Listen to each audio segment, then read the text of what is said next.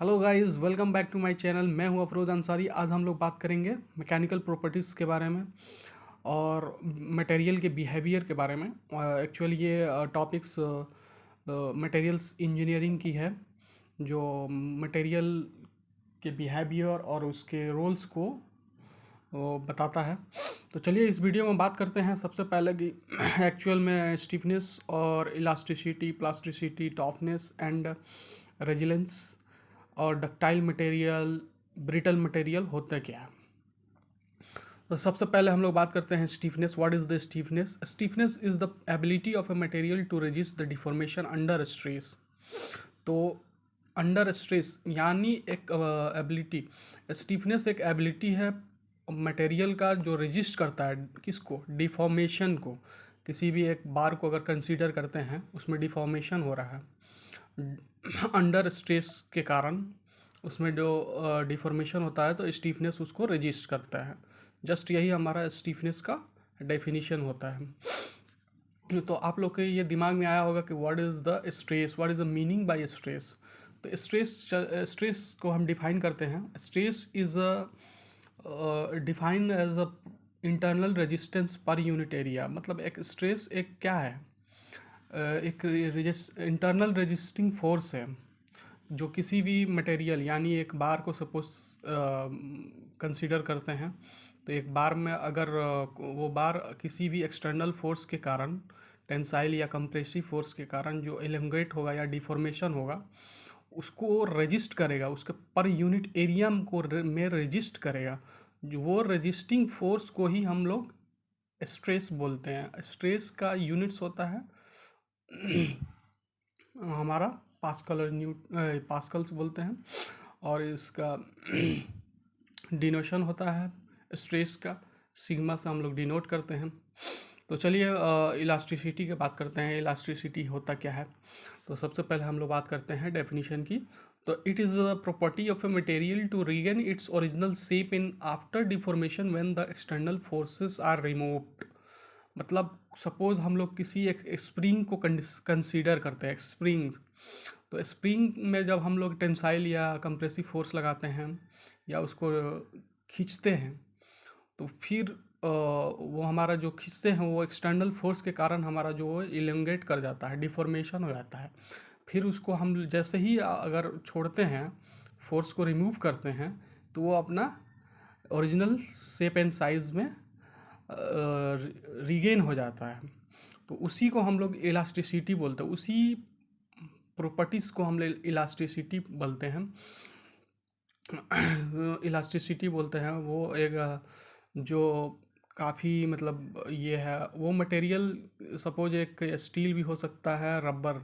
उसका एग्जांपल के लिए रबड़, रबड़ को हम लोग अगर खींचते हैं तो वो काफ़ी एलोंगेट होता है, उसका क्रॉस सेक्शनल रेडियस होता है क्रॉस सेक्शनल एरिया में। फिर अगर हम एक्सटर्नल फोर्स को रिमूव करते हैं तो वो अपना ओरिजिनल शेप में और साइज़ में रीगेन हो जाता है। बट यहाँ हम लोग बता दें आपको कि इलास्टिसिटी किसी भी मटेरियल, सबसे ज़्यादा इलास्टिसिटी किस मटेरियल की होती है, तो वो है स्टील, मोर देन रबर। मतलब रबर से भी ज़्यादा स्टील में इलास्टिसिटी होती है, जस्ट बिकॉज ऑफ कि अगर हम लोग रबड़ को अगर ज़्यादा मतलब इनोंगेट करेंगे, खींचेंगे, तो वो एक ऐसा टाइम आएगा वो जाके फ्रैक्चर कर जाएगी।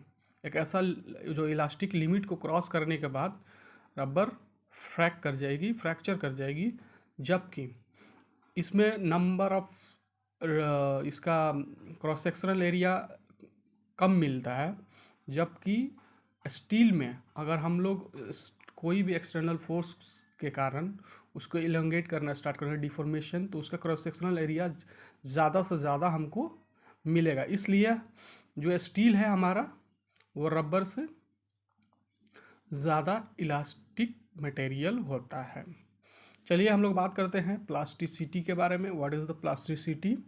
तो plasticity is also a property of a material which retain the deformation produce under the load permanently.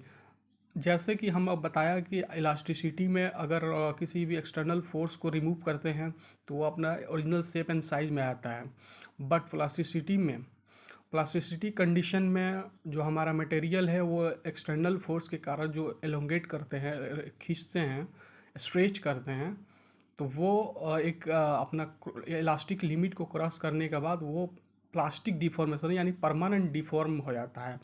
जो हम after removal of external load it is not come back its original shape and size, then it is called a plasticity.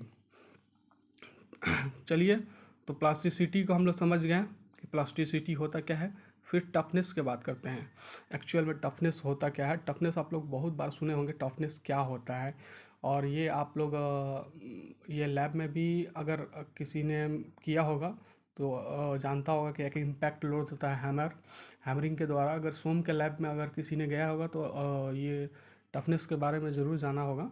एक impact load होता है। Impact load अगर हथौड़ा जैसा एक होता है जो हम किसी भी मटेरियल को टफनेस के चेक करते हैं। तो it is a property of a material to resist the fracture due to high impact load like hammer blows, and the toughness of a material decrease when it is heated. तो toughness की हम लोग बात करते हैं तो toughness सबसे पहला वो हमने अपना बताया कि ये भी एक प्रॉपर्टी ऑफ मटेरियल है जो रेजिस्ट करता है फ्रैक्चर को किसी भी इम्पैक्ट लोड। जैसे सपोज कि हमारा कार जो होता है, कार में जो आगे वाली कांच होती है जो हमारी वो उसकी टफनेस अधिक अधिक से अधिक बनाई जाती है, क्योंकि अगर सपोज अगर गाड़ी चलाते समय एक्सीडेंट यानी इम्पैक्ट लोड के कारण हमारा जो फ्रैक्चर हो उसको रजिस्ट करे। तो जैसे सपोज कि अगर हम किसी भी कार के ऊपर इम्पैक्ट लोड देते हैं, अगर पत्थर चलाते हैं तो उसमें डिफरेंट टाइप ऑफ डायरेक्शन में ऑल डायरेक्शन में वो डिफॉर्म मतलब फ्रैक कर जाता है। बट जैसे कि बुलेट प्रूफ कार की बात कर ले, कि उतना इम्पैक्ट लोड यानी गन से गोली फायर करने पर भी हमारा जो बुलेट प्रूफ कार है उसकी शीशा को क्रॉस नहीं कर पाती है कांच को। तो वो ड्यू टू टफनेस के कारण होता है। ये टफनेस यही है जो इम्पैक्ट लोड को रजिस्ट करता है। तो चलिए हम लोग बात करते हैं फिर आगे resilience. What is resilience? Resilience is also a property of material to absorb energy and resist the shock and impact load. Actual resilience क्या है कि एनर्जी को स्टोर करता है, फिर इम्पैक्ट लोड और शॉक को रजिस्ट करता है। जैसे कि हम लोग बात करेंगे फॉर एग्जांपल कि आजकल जितने भी ऑटोमेटिक डोर लॉक कर आता है, जैसे कि हम लोग डोर को हम लोग अपने घरों में देखे होंगे, जैसे कि मेरे घर में भी लगा है ऑटोमेटिक डोर लॉक। तो वो अगर हम लोग ओपन करते हैं जैसे डोर, वो एक स्प्रिंग होता है, एक ठो स्प्रिंग वो एलोंगेट हो जाता है ओपन करने के टाइम। जो हमारा दरवाज़ा है वो एलोंगेट कर जाता है। स्प्रिंग एलोंगेट होने के बाद जैसे ही हम लोग छोड़ते हैं उसको तो ऑटोमेटिक अपने आप एकदम धीरे से बंद हो जाता है। तो वो रिगेन करता है, ऑब्जॉर्व करता है एनर्जी को, उसी को हम लोग रेजिलेंस बोलते हैं। आइए हम लोग बात करते हैं ductile material. What is the ductile material? Ductile material का नाम आप लोग बहुत काफ़ी बार सुने होंगे कि डक्टाइल मटेरियल होता क्या है, और आपका ब्रिटल मटेरियल क्या होता है, मेलिएबिलिटी क्या होता है, हार्डनेस क्या होता है। किसी भी प्रॉपर्टीज़ का मटेरियल का हार्डनेस चेक किया जाता है। जो हार्डनेस चेक किया जाता है वो रॉकवेल हार्डनेस टेस्ट पे किया जाता है सोम के लैब में। या डक्टाइल मटेरियल को हम कैसे कंसिडर करते हैं, तो चलिए हम लोग बात करते हैं डक्टाइल मटेरियल होता क्या है। It is a property of a material which deform and elongate in linear direction and it is reduce cross sectional area of material। यानी यह भी एक प्रॉपर्टी है मटेरियल का जो डिफॉर्म एंड इलोंगेट होता है लीनियर डायरेक्शन में, मतलब एक ही डायरेक्शन में ये इलोंगेट होता है। ये इलोंगेट यानी डिफॉर्म होता है। सपोज़ कि हम लोग कोई भी एक बार को कंसीडर करते हैं या सीट को, तो after action of external load this material is elongate in a one direction and linear direction. This is called ductile material. But malleability क्या है? Malleability is a property of a material which extend and deform in all direction. जैसे ये क्या बोल रहा है कि without fracture and fracture, without rupture यानी विदाउट फ्रैक्चर के कारण बिना हमारा जो ये मटेरियल है, मेलिएबिलिटी मटेरियल है, वो एक्सटेंड हो जाता है और डिफॉर्म हो जाता है, डिफॉर्म हो जाता है ऑल डायरेक्शन में। तो ऑल डायरेक्शन यानी हम लोग फॉर एग्जांपल की बात करें तो हम लोग शीट को मेलिएबल करना देखे होंगे काफ़ी बार, जो बॉक्सेस वॉक्सेस बनती है ट्रंक वगैरह, वो एक क्या करता है कि मैकेनिक्स को वो क्या करता है कि एक हैमर लेता है, वुड हैमर, और उससे मेलिएबल करता है, मेलिएबिलिटी करता है।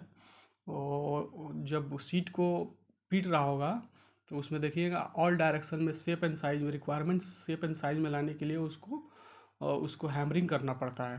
तो उसी को हम लोग बोलते हैं मेलिएबिलिटी बोलते हैं। और हार्डनेस क्या होता है, हार्डनेस की बात करते हैं।